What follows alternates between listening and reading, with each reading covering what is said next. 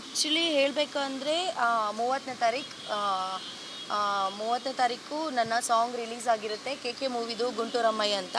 So ಅದು song press ಮೀಟ್ಗೆ ನಾನು ಬಂದಿದ್ದು ಉಂಟು ಸರ್. ಸೊ ನಾನು 11 ಪ್ರೆಸ್ ಮೀಟ್ ಹೇಳಿದ್ವಿ. ಬಟ್ ನಾನು ಹೋಗಿದ್ದು 12:15 12:30 ಹತ್ತತ್ರ 1 ಅವರ್ ಅಂತೂ ಲೇಟಾಗಿ ನಾನು ಹೋಗಿದ್ದುಂಟು. ಸೊ ನಾನು ಹೋಗಿದ ಮೇಲೆ ಎಲ್ಲರಿಗೂ ಮನಸ್ಪೂರ್ವಕವಾಗಿ ಸಾರಿ ಕೇಳಿದೆ, ಅದು ಎಲ್ಲರಿಗೂ ಗೊತ್ತು. ಆ ಒಂದು ಪ್ರೆಸ್ ಮೀಟಲ್ಲಿ ಕೆಲವೊಂದಷ್ಟು ಚರ್ಚೆಗಳಾಗ್ತಾ ಇರುತ್ತೆ. ಬಟ್ ಅಲ್ಲಿ ನನ್ನ ಸೋನು ಆಂಟಿ ಅಂತ ಕೂಡ ಕೆಲವೊಂದಷ್ಟು ಮಾಧ್ಯಮ ಮಿತ್ರರು ಕೂಡ ನನಗೆ ಹೇಳ್ತಾರೆ, ಸೋನು ಆಂಟಿ ಹಾಗಿದ್ರೆ ಸೋನು ಆಂಟಿನಾ ಅಂತ. ನಾನು ಅವಾಗ ಏನೂ ರಿಯಾಕ್ಟ್ ಮಾಡಿರಲ್ಲ. ಹೌದು ನಾನು ಆಂಟಿನೇ, ಓಕೆ ನಾನು ಲೇಟಾಗಿ ಬಂದಿದ್ದೀನಿ, ದೊಡ್ಡವ್ರು ಏನೋ ಒಂದು ಮಾತು ಹೇಳ್ತಾ ಇದ್ದಾರೆ, ನಾನು ತೊಗೊಬೇಕು, ನಾನು ಚಿಕ್ಕವಳು ತೊಗೋತೀನಿ ಅಂತ ಹೇಳ್ಬಿಟ್ಟು ನಾನು ಏನೂ ಕಾಂಟ್ರವರ್ಸಿ ಮಾಡಿಲ್ಲ ಸರ್. ನಾನು ಅದನ್ನು ಅಲ್ಲಿಗೆ ಬಿಟ್ಟೆ. ನಂತರ ನನ್ನ ಬರ್ಡೇಗೆ ಅವತ್ತೇ ನನ್ನ ಬರ್ಡೇ ಆಗಿತ್ತು ಕೂಡ. ಸೊ ಕೆಲವೊಂದಷ್ಟು ಕೇಕ್ಗಳನ್ನ ಕಟ್ ಮಾಡಿಸಿದ್ರು, ಎಲ್ಲ ಮುಗಿಸಿ ನಾನು ಮನೆಗೆ ಹೋಗಬೇಕಿತ್ತು. ಬಟ್ ನನಗೋಸ್ಕರ ಕೆಲವೊಂದಷ್ಟು ಮಾಧ್ಯಮ ಮಿತ್ರದವ್ರು ಬಂದಿದ್ದಾರೆ ಅಂತ ಹೇಳ್ಬಿಟ್ಟು ನನ್ನ ಟೈಮ್ನ ಅವರಿಗೆ ಕೊಟ್ಟು 2 ಅವರ್ಸ್ ನಾನು ನಿಂತ ಜಾಗದಲ್ಲೇ ನಾನು ಎಲ್ಲರಿಗೂ ನಾನು ಇಂಟರ್ವ್ಯೂ ಕೊಟ್ಟಿದ್ದೀನಿ ಸರ್. ಅಂಥದ್ರಲ್ಲಿ ಒಂದು ಹುಡುಗ, ಅವನು ಸುಚಿತ್ತೋ ನನಗೆ ಗೊತ್ತಿಲ್ಲ, ವಿಶ್ವವಾಣಿ ಅವನು ನನ್ನ ಪ್ರವೋಕ್ ಮಾಡೋಕ್ಕೆ ಟ್ರೈ ಮಾಡ್ತಾರೆ ಸರ್. ನನ್ನ ಟ್ರಿಗರ್ ಮಾಡೋಕ್ಕೆ ಟ್ರೈ ಮಾಡ್ತಿರ್ತಾರೆ. ನನ್ನ ಸಾಂಗ್ ಪ್ರೆಸ್ ಮೀಟಲ್ಲಿ ಬಂದುಬಿಟ್ಟು ನಿಮ್ಮ ಸಾಂಗ್ ಏನಾಯಿತು, ನೀವು ಡ್ಯಾನ್ಸ್ ಹೇಗೆ ಮಾಡಿದ್ರಿ, ಡ್ಯಾನ್ಸ್ ಮಾಡಿರುವಂತಹ ಜಾಗದಲ್ಲಿ ಎಕ್ಸ್ಪೀರಿಯೆನ್ಸ್ ಏನು, ಅದು ಕೇಳಬೇಕಿತ್ತು ಕ್ವಶನ್ನ. ಅದನ್ನು ಬಿಟ್ಟು ನನ್ನ ವೈಯಕ್ತಿಕ ಕ್ವಶನ್ನ ಕೇಳಿರೋದುಂಟು. ನಿನ್ನ ಬಾಯ್ ಫ್ರೆಂಡ್ ಹೇಗೆ ಸತ್ತ, ನಿನ್ನ ಬಾಯ್ ಫ್ರೆಂಡ್ ನಿನಗೆ ಹೇಗೆ ಮೋಸ ಮಾಡ್ದ, ನಿನಗೆ ಮೋಸ ಮಾಡಿದ್ದಾನಲ್ಲ ಬಾಯ್ ಫ್ರೆಂಡ್, ಆ ಒಂದು ಹುಡುಗನ ಬಗ್ಗೆ ನೀನು ಏನು ಹೇಳ್ತೀಯಾ. ಬರೀ ಹುಡುಗರೇ ಅಂತ ಅಂದಮೇಲೆ ನಾನು ಈ ಒಂದು ನೆಗೆಟಿವ್ ನನ್ನ ಮಾಡೋದಕ್ಕೆ ಅಂತಲೇ ಅವರು ಬರೋಕ್ಕೂ ಮುಂಚೆನೇ ಎಲ್ಲ ತಯಾರಿ ಮಾಡ್ಕೊಬಂದಿದ್ದಾರೆ ಅಂತ ನನಗೆ ಅನಿಸುತ್ತೆ ಸರ್. ನಾನು ಅದನ್ನು ಯಾವುದೇ ಕಾರಣಕ್ಕೂ ಇಲ್ಲ ಅಂತ ಹೇಳಲ್ಲ. ಏಕೆಂದರೆ ಬೇರೆಯವರೆಲ್ಲ ನನ್ನ ಕ್ವಶನ್ಸ್ ಕೇಳಿದ್ದಾರೆ. ಅವತ್ತು ಇವರು ಇದ್ದರು, ಏನು ಕ್ವಶನ್ಸ್ ಕೇಳಬೇಕು ಅಷ್ಟು ಕ್ವಶನ್ನ ಕೇಳಿದ್ದಾರೆ. ಬಟ್ ಅವರು ನನ್ನನ್ನು ಆ ಥರ ಮಾಡಿಲ್ಲ. ಈ ಒಂದು ಸೋಷಿಯಲ್ ಮೀಡಿಯಾದಲ್ಲಿ ಏನು ಹುಡುಗರು ಕಳ್ಳನ ಮಕ್ಕಳು ಅಂತ ಒಂದು ಕ್ಲಿಪ್ ಬಂದಿದೆಯಲ್ಲ, ಆ ಒಂದು ಕ್ಲಿಪ್ ಬರೋಕ್ಕೂ ಮುಂಚೆ ಆ ಆ್ಯಂಕರ್ ನನ್ನ ಏನು ಕ್ವಶನ್ ಮಾಡ್ದ, ಎಲ್ಲೂ ಬಂದಿಲ್ಲ, ಎಲ್ಲ ಕಟ್ ಮಾಡಿ ಹಾಕಿದ್ದಾರೆ. ಅಂತೆ ಅವನು ಯಪ್ಪ ಸಾಚ ಆಗಿದ್ದರೆ ಫುಲ್ ವಿಡಿಯೋ ಹಾಕಬೇಕಿತ್ತು. ಈಗ ನನ್ನನ್ನು ಎಲ್ಲ ನೆಗೆಟಿವ್ ಅಂತ ತೋರಿಸ್ತಿದ್ದಾರಲ್ಲ, ಯಪ್ಪ ಎಷ್ಟು ಪಾಸಿಟಿವ್ ಅನ್ನೋದನ್ನ, ಅವ್ನು ಯಾವ ಥರ ಕ್ವಶನ್ ಕೇಳ್ದ ಅನ್ನೋದನ್ನ ಹಾಕಬೇಕಿತ್ತು. ಎಲ್ಲೂ ಫುಲ್ ವಿಡಿಯೋ ಹಾಕಿಲ್ಲ ಸರ್ ಅವನು. ಏನಕ್ಕೆ ಅಂತ ಅಂದರೆ ಸರ್, ನಾನು ಮಾತಾಡ್ತಾನೆ, ಈಗ ನನ್ನ ಜೊತೆ ನೀವು ಕ್ವಶನ್ ಕೇಳ್ತಾ ಇದ್ದೀರಾ ಅಂದರೆ ನಿಮ್ಮ ಮೇಲೆ ನಾನು ದ್ವೇಷ ಇಟ್ಕೊಂಡು ನಾನು ಆನ್ಸರ್ ಮಾಡೋಕ್ಕಾಗಲ್ಲ. ನಾವಿಬ್ಬರು ಮಾತಾಡ್ತಾ ಇದ್ದೀವಿ ಅಂತ ಅಂದಮೇಲೆ ಒಂದು ಸಲಿಗೆಯಿಂದ ಆಗಿರ್ಬೋದು ಮಾತಾಡಿರ್ತೀವಿ ಸರ್. ನಾನು ಹುಡುಗರು ಕಳ್ಳನ ಮಕ್ಕಳು ಅಂತ ಹೇಳಿರೋದು ನಿಜ. ಬಟ್ ಅದನ್ನು ನಾನು ಎಲ್ಲೂ ವೈಯಕ್ತಿಕವಾಗಿ ಬಂದು ನನ್ನ ಇನ್ಸ್ಟಾಗ್ರಾಮ್ ಚಾನಲ್ ಆಗಿರ್ಬೋದು, ಯೂಟ್ಯೂಬಲ್ಲಿ ಬ್ಲಾಗಲ್ಲಿ ಆಗಿರ್ಬೋದು ನಾನು ಎಲ್ಲೂ ಹೇಳಿಲ್ಲ. ನನ್ನ ಇಂಟರ್ವ್ಯೂಯಲ್ಲಿ ನನ್ನ ಟ್ರಿಗರ್ ಮಾಡಿದ್ದಂತಹವಾಗ ನನಗೆ ನನ್ನ ವೈಯಕ್ತಿಕವಾಗಿ ಏನು ಎಕ್ಸ್ಪೀರಿಯೆನ್ಸ್ ಆಗಿದೆ, ಹುಡುಗರ ಬಗ್ಗೆ ನಿಮಗೇನು ಎಕ್ಸ್ಪೀರಿಯೆನ್ಸ್ ಇದೆ ಅಂತ ಕೇಳಿದಾಗ ನಾನು ಕಳ್ಳನ ಮಕ್ಕಳು ಅಂತ ಹೇಳಿದ್ದುಂಟು. ನನಗೆ ಯಾರು ಏನು ಮಾಡಿದಾರಲ್ಲ ಅವ್ರ ಬಗ್ಗೆ ನಾನು ಹೇಳಿದ್ದೀನಿ. ನಾನು ಎಲ್ಲ ಹುಡುಗರಿಗೂ ಹೇಳಿಲ್ಲ, ಅದು ಮಿಸ್ ಆಗಿ ಹೇಳ್ಬಿಟ್ಟಿದ್ದೀನಿ, ಇನ್ಕ್ಲೂಡಿಂಗ್ ಯು ಅಂತ ಹೇಳಿ. ಆ ಒಂದು ವಿಷಯಕ್ಕೆ ಯಪ್ಪ ಅಷ್ಟು ಮಾಡಿರ್ಬೋದೇನೋ, ನನಗದು ಗೊತ್ತಿಲ್ಲ. ನೀವು ಇನ್ಕ್ಲೂಡಿಂಗ್ ಯು ಅಂತ ಹೇಳಿರೋದು ಕೂಡ ತಪ್ಪಲ್ವಾ? ಎಕ್ಸಾಕ್ಟ್ಲಿ ಸರ್, ನಾನು ತಪ್ಪಂತ ಹೇಳ್ತಿಲ್ಲ. ಹೌದು, ನಾನು ಹೇಳಿದ್ದೀನಿ ಸರ್. ಅದಾದ ನೀವು ದೂರ ಕೊಡುವಂತದ್ದು ಮಟ್ಟಕ್ಕೆ ಹೋಗ್ಬೇಕಿತ್ತ ಸರ್. ಏನಕ್ಕೆ ಅಂತ ಅಂದಮೇಲೆ ಹುಡುಗರು ಕಳ್ಳನ ಮಕ್ಕಳು ಇನ್ಕ್ಲೂಡಿಂಗ್ ಯು ಅಂತ ಅಂದಮೇಲೆ ಅಷ್ಟಕ್ಕೆ ಬಿಟ್ಟಿದ್ರೆ ನಂದು ತಪ್ಪಾಗ್ತಿತ್ತು. ನಾನು ಹೇಳಿದ್ದೀನಿ, ಹುಡುಗರು ಸರಿ ಇದ್ದರೆ ಹುಡುಗಿರು ಸರಿ ಇರಲ್ಲ, ಹುಡುಗಿರು ಸರಿ ಇದ್ದರೆ ಹುಡುಗರು ಸರಿ ಇರಲ್ಲ, ಇಬ್ಬರು ಸರಿ ಇದ್ದರೆ ದೇವರೇ ಸರಿ ಇರಲ್ಲ ಅಂತ ನಾನು ಈ ಸ್ಟೇಟ್ಮೆಂಟ್ನ ಪಾಸ್ ಮಾಡಿದ್ದೀನಿ ಸರ್. ಯಪ್ಪ ಎಲ್ಲೂ ಹಾಕಿಲ್ಲ, ಇದನ್ನು ಈ ಸ್ಟೇಟ್ಮೆಂಟ ಎಲ್ಲೂ ಹಾಕಿಲ್ಲ ಸರ್. ಬೇಕಿರೋ ನಾನು ಆ ಸ್ಟೇಟ್ಮೆಂಟ್ನ ನಿಮಗೆ ಇವಾಗಲೇ ತೋರಿಸ್ತೀನಿ. ಏಕೆ ಅಂದರೆ ಎಲ್ಲರೂ ನನ್ನ ತಪ್ಪು ತಿಳ್ಕೊತಾ ಇದ್ದಾರೆ ಸರ್. ಏನಕ್ಕಂತ ಅಂದಮೇಲೆ ಇವಾಗ ಏನಾಗಿದೆ ಅಂದರೆ, ಆ ಒಂದು ಸ್ಟೇಟ್ಮೆಂಟ್ ನಾನು ತಮಾಷೆಗೆ ಹೇಳಿರುವಂತಹ ಒಂದು ಸ್ಟೇಟ್ಮೆಂಟ್ನ ಇಟ್ಕೊಂಡು ಕೆಲವೊಂದಷ್ಟು ಇಂತಿಂಥವ್ರೆ ಅಂತಲೇ ನಾನು ಮೆನ್ಷನ್ ಕೂಡ ಮಾಡ್ತೀನಿ ಸರ್. ಎಲ್ಲ ಒಂಥರ ಕೆಟ್ಟ ವರ್ಡ್ ಯೂಸ್ ಮಾಡಿಕೊಂಡು, ಇವಳು ಕಚ್ಚಡ, ಇವಳು ನೀನು ಬೇಕಿದ್ರೆ ಮಿಂಡ್ರಿ ಗುಟ್ಟಿದ ಕಳ್ಳು ಬೇಕು, ಅದು ಇದು ತುಂಬ ಬ್ಯಾಡಾಗಿ ಮಾತಾಡಿದ್ದು ಉಂಟು. ನನಗೆ ಅದು ತುಂಬ ನೆಗೆಟಿವ್ ಆಗ್ತಾಯಿದೆ ಸರ್. ಅದು ನನ್ನ ಬಿಡಿ, ನನ್ನ ಫ್ಯಾಮಿಲಿಗೂ ಕೂಡ ಇದು ಯಾವುದು ತೊಗೊತಾ ಇಲ್ಲ, ಯಾರೂ ಸಹಿಸ್ಕೊತಾ ಇಲ್ಲ. ತುಂಬ ತೀರ ಮಟ್ಟದಲ್ಲಿ ಇದು ಎಲ್ಲೆಲ್ಲೋ ಹೋಗ್ತಾ ಇದೆ. ನಂತರ ಯಾರೋ ಮಧು ಅನ್ನೋನು ಮತ್ತು ಇನ್ನೂ ತುಂಬ 2-3-4 ಜನ ಹುಡುಗರು ಇದ್ದಾರೆ. ಅವರೆಲ್ಲ ಫಿಲ್ಮ್ ಚೇಂಬರ್ಗೆ ಹೋಗಿ ಕಂಪ್ಲೇಂಟ್ ಕೊಟ್ಟಿದ್ದಾಗ ಅವರು ಹೇಳಿದ್ದುಂಟು, ಆಕೆ ಆ್ಯಕ್ಟರ್ ಅಲ್ಲ, ನೀವು ನನಗೆ ಇಲ್ಲಿ ಬಂದು ಏನೂ ಕಂಪ್ಲೇಂಟ್ ಕೊಡ್ತಾ ಇದ್ದೀರಾ ಅಂತ ಇಷ್ಟು ಮಾತ್ರ ಹೇಳಿದ್ದಾರೆ. ಅವರು ಇನ್ನೂ ಒಂದಷ್ಟು ಮಾತುಗಳು ಹೇಳಿದ್ದಾರೆ. ಇವರು ಆ್ಯಕ್ಟರ್ ಅಲ್ಲ, ಇವ್ರಿಗೆ ಬಂದು ಇಲ್ಲಿ ಕೂತ್ಕೊಳ್ಳೋ ಯಾವ ಯೋಗ್ಯತೆಯೂ ಇಲ್ಲ ಫಿಲ್ಮ್ ಚೇಂಬರ್ಗೆ. ಆ್ಯಸ್ ಎ ಆ್ಯಕ್ಟರ್ ಆಗಿದ್ದರೆ ನಾನು ಹೋಗಿ ಇನ್ನೊಬ್ಬರು ಆ್ಯಕ್ಟರ್ ಬಗ್ಗೆ ಕಂಪ್ಲೇಂಟ್ ಮಾಡ್ಬೋದು.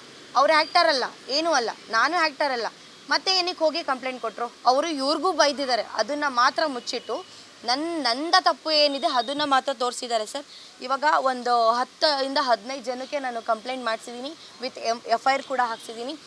ಇಲ್ಲಿವರೆಗೂ ನಾನು ಯಾರ ಸವಸಕ್ಕೂ ಹೋದವಳಲ್ಲ. ನಾನಾಯಿತು, ನನ್ನ ಕೆಲಸ ಆಯಿತು, ನಾನು ಮಾಡ್ಕೊಂಡಿದ್ದೆ. ಬಟ್ ಇವಾಗ ನನ್ನ ತೀರವಾಗಿ ನನಗೆ ತುಂಬ ನೆಗೆಟಿವ್ ಮಾಡ್ತಾ ಇದ್ದಾರೆ ಸರ್. ನಾನು ಇನ್ಮೇಲೆ ಸಹಿಸೋದೇ ಇಲ್ಲ.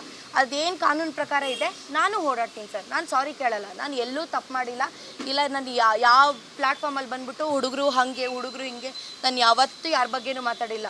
ನಾನು ಆಟೋ ಹೋಗ್ಬೇಕಾದ್ರೆ ಕ್ಯಾಬಲ್ಲಿ ಹೋಗ್ಬೇಕಾದ್ರೆ ನಾನು ಅವ್ರಿಗೆ ಕೊಡೋ ಮರ್ಯಾದೆ, ನನ್ನ ಯಾರಾದರೂ ಫ್ಯಾನ್ ಅಂತ ಮಾತಾಡಿಸಿದಾಗ ಅವ್ರನ್ನ ನಾನು ಸರ್ ಅಂತಲೇ ಮಾತಾಡ್ಸಾಗಿರ್ಬೋದು. ನಾನು ಯಾವತ್ತೂ ಯಾರು ಹುಡುಗಿ ಅಂತಲ್ಲ ಹುಡುಗ ಅಂತಲ್ಲ ಸರ್, ಯಾರ ಬಗ್ಗೆನೂ ಕೆಟ್ಟದಾಗಿ ಮಾತಾಡಿಲ್ಲ. ನಾನು ಮಾತಾಡೋದಿಲ್ಲ, ನನಗೆ ಆ ರೈಟ್ಸ್ ಇಲ್ಲ. ಯಾರ ಬಗ್ಗೆ ಮಾತಾಡಿಸೋ ರೈಟ್ಸ್ ಇಲ್ಲ. ಸೊ ನಾನು ತಮಾಷೆಗೆ ಹೇಳಿರೋ ಮಾತನ್ನ ಇವರು ಇಷ್ಟು ದೃಢವಾಗಿ ನಿಂತಿದ್ದಾರೆ ಸಾರಿ ಕೇಳಿಸಲೇಬೇಕು ಅಂತ. ನಾನು ಹೇಳ್ತೀನಿ, ನಾನು ಯಾವುದೇ ಕಾರಣಕ್ಕೂ ಸಾರಿ ಕೇಳೋದೇ ಇಲ್ಲ. ಕಾನೂನು ಪ್ರಕಾರ ಹೋಗ್ತೀರಾ ಹೋಗಿ, ನಾನು ಹೋಗ್ತಾ ಇದ್ದೀನಿ. ಈಗ ಯಾರೋ ಅವರು ಏನೋ ಯಾವುದೋ ಸಂಘ ಅಂತ ಕಟ್ಕೊಂಡಿದ್ದಾರಲ್ಲ ಅವ್ರ ಮ್ಯಾಮ್ ಅವರು ಮಧು ಮತ್ತು ಇನ್ನೊಂದು 1-2-3 ಜನ ಅವ್ರದ್ದು ಒಂದು ನಿಮಿಷ ವಿತ್ತು ನಾನು ನೇಮೇ ಹೇಳ್ತೀನಿ. ಇವರು ಈಗ ಸರ್ ನಾನು ಏನು ತಪ್ಪು ಮಾಡಿದ್ದೀನಿ, ಹುಡುಗರ ಬಗ್ಗೆ ನನ್ನ ಮಕ್ಕಳು ಅಂತ ಹೇಳಿದೆ ಅಂತ ಇಷ್ಟು ನ್ಯೂಸ್ ಮಾಡ್ತಿದ್ದಾರೆ ಅಲ್ವಾ. ಇವರು ಇಲ್ಲಿದ್ದಾರೆ ನೋಡಿ, ಮಧುಸೂದನ್ ಆರ್ ಅಂತೆ ಈ ಅಪ್ಪ.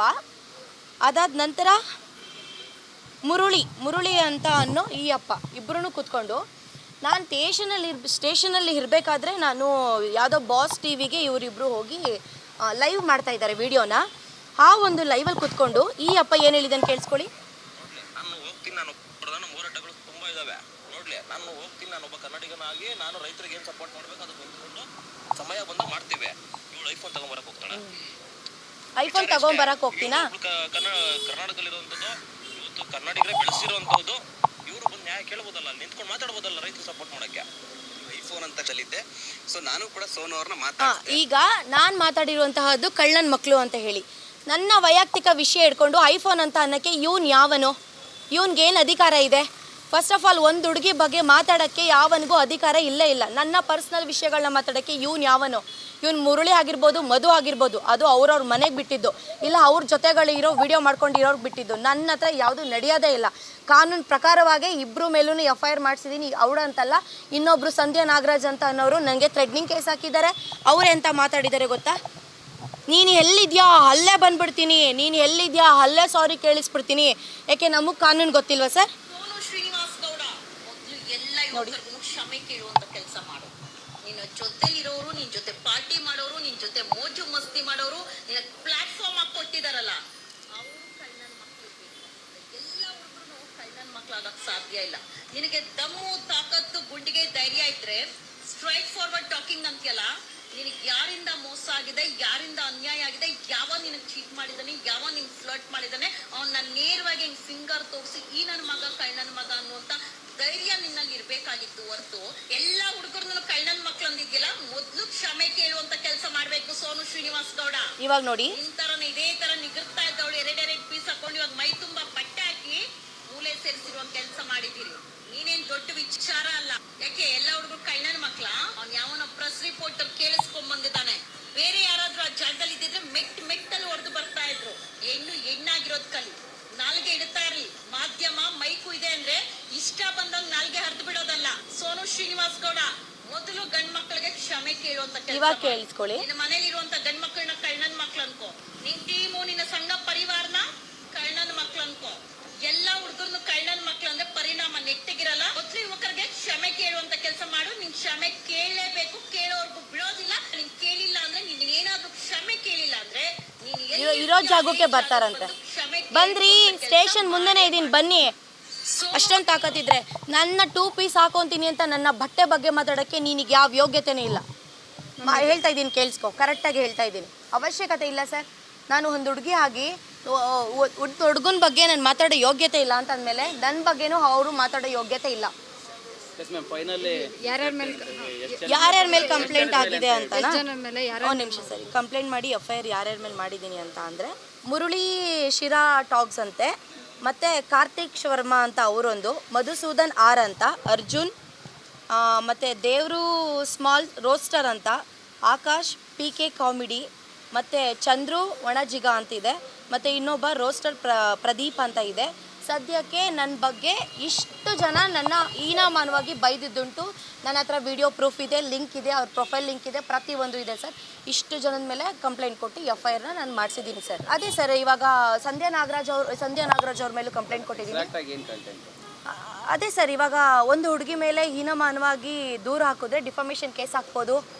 ನಂತರ ಈಗ ಸಂಧ್ಯಾ ಅವರು ನನಗೆ ನೀನು ಎಲ್ಲಿದ್ಯಾ, ಅಲ್ಲೇ ಬಂದುಬಿಡ್ತೀನಿ, ಅಲ್ಲೇ ಸಾರಿ ಕೇಳಿಸ್ತೀನಿ, ನೀನು 2 ಪೀಸ್ ಹಾಕೊಂಡವಳನ್ನ ಏನೇನೋ ಮಾಡಿಬಿಟ್ಟಿದ್ದೀನಿ, ನನಗೆ ಥ್ರೆಡ್ನಿಂಗ್ ಮಾಡಿದ್ದಾರೆ. ನಾನು ಅವ್ರಿಗೆ ಥ್ರೆಡ್ನಿಂಗ್ ಕೇಸ್ ಹಾಕಿದ್ದೀನಿ. ಕಾನೂನು ಪ್ರಕಾರನೇ ಹೋಗ್ತೀನಿ ಸರ್. ನಾನು ಬೇರೆಯವ್ರ ಥರ ಎಲ್ಲ ವೀಡಿಯೋ ಮಾಡಿಕೊಂಡು ಕೂತ್ಕೊಳ್ಳಲ್ಲ. ನಾನು ಕಾನೂನು ಪ್ರಕಾರನೇ ಹೋಗ್ತಾಯಿದ್ದೀನಿ. ಕಾನೂನು ಪ್ರಕಾರನೇ ಇವಾಗಲೂ ಸ್ಟೇಷನ್ ಮುಂದೆನೇ ಬಂದಿದ್ದೀನಿ. ಇಲ್ಲಿಗೆ ಬರ್ತೀಯಾ ಅಂದರೆ ಬಾ ಸಂಧ್ಯಾ ಅವರೇ, ಅದೇನು ಮಾತಾಡೋಣ, ಕಷ್ಟ ಸುಖ ನೋಡ್ಕೊಳ್ಳೋಣ ಮುಂದೆ.